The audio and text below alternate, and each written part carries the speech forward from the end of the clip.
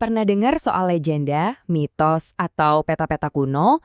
Kadang cerita-cerita ini tuh lebih dari sekedar dongeng loh. Mereka seakan menunjuk ke tempat-tempat yang ada di perbatasan antara dunia nyata dan imajinasi. Nah, ini nih yang jadi pertanyaan besarnya. Mungkin nggak sih ada sebuah kota yang beneran ada, tapi sama sekali nggak ada di peta manapun? Sebuah pertanyaan yang udah bikin bingung banyak orang di Indonesia, dan seolah ngasih petunjuk soal adanya peradaban modern yang tersembunyi dari kita. Belakangan ini, ide yang kedengarannya mustahil itu tiba-tiba meledak. Dan itu semua gara-gara sebuah film yang berhasil membawa legenda kuno ini ke layar lebar dan bikin heboh se-Indonesia. Nah, ini dia filmnya, Saranjana Kota Gaib. Ini bukan cuma film horor biasa loh. Film ini jadi fenomena budaya, memicu rasa penasaran yang luar biasa tentang cerita di baliknya. Tiba-tiba, jutaan orang jadi bertanya-tanya, apa itu Saranjana? Gara-gara film ini, sebuah legenda yang tadinya cuma jadi omongan dari mulut ke mulut di Kalimantan, mendadak jadi perbincangan nasional. Semua orang jadi pengen tahu soal kota misterius ini. Jadi, apa sih sebenarnya legenda yang jadi inspirasi filmnya? Yuk kita bedah lebih dalam soal ciri-ciri kota gaib yang namanya Saranjana ini. Dan ini nih yang bikin ceritanya jadi super menarik. Saranjana itu digambarin bukan sebagai desa kuno di tengah hutan loh. Justru sebaliknya. Katanya sih, ini kota metropolitan yang super canggih.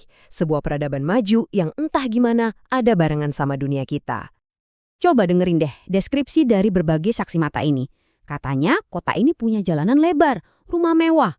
Tapi pas dideketin, yang kelihatan cuma gunung di pinggir laut. Aneh kan? Ini nih paradoks utamanya. Dan ingat ya, ini bukan mitos zaman dulu. Ini legenda urban modern. Cerita-cerita soal pesanan alat berat dan mobil mewah dengan alamat tujuan cuma Saranjana, ini yang bikin semuanya jadi spesifik dan ngeblurin batas antara fakta dan fiksi. Oke, jadi kalau ini bukan cuma cerita film, terus asalnya dari mana dong? Nah, buat jawab itu kita harus mundur jauh ke belakang, ngelihat akar mitos dan sejarahnya.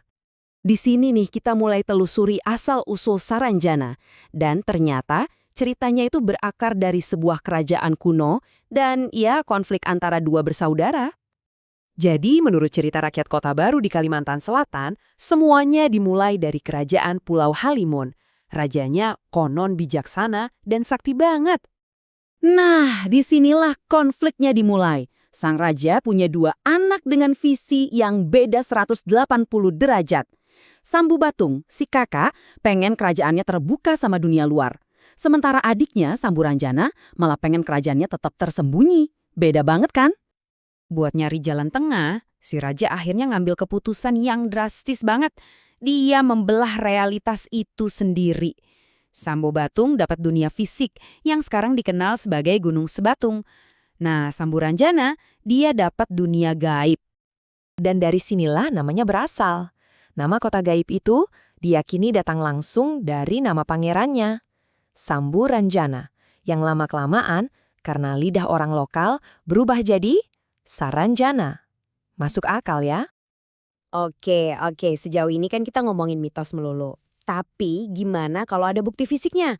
Nah, petunjuk yang mengejutkan justru datang dari seorang naturalis Jerman di abad ke-19.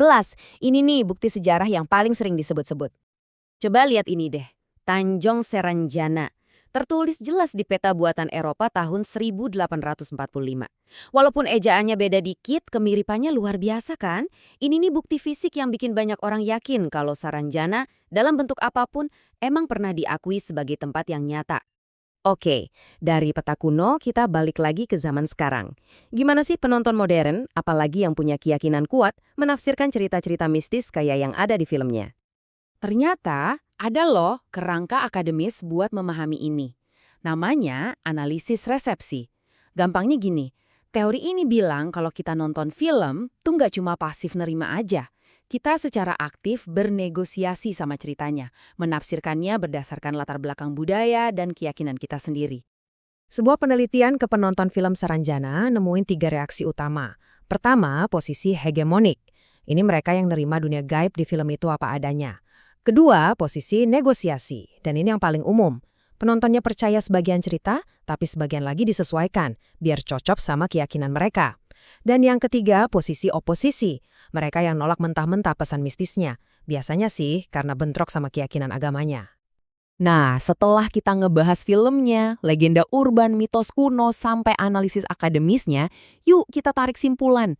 Kenapa sih kisah Saranjana ini punya daya tarik yang kuat banget? Jadi Saranjana itu bukan cuma satu hal, dia hidup di banyak dunia sekaligus. Sebagai mitos kuno yang turun-temurun, sebagai nama misterius di peta tua, dan juga sebagai film modern yang bikin jutaan orang merinding sekaligus penasaran. Dan mungkin poin utamanya adalah ini, Saranjana itu nyata secara fisik atau enggak, kayaknya bukan itu yang paling penting. Yang benar-benar nyata adalah kekuatan ceritanya. Sebuah cerita yang nyambungin masa lalu sama masa kini, dunia nyata sama dunia gaib. Nah, ini pertanyaan buat kamu renungkan. Pada akhirnya, apa sih yang bikin sebuah tempat itu nyata? Apa harus ada tandanya di peta? Atau cukup dengan cerita yang hidup di hati banyak orang dari generasi ke generasi?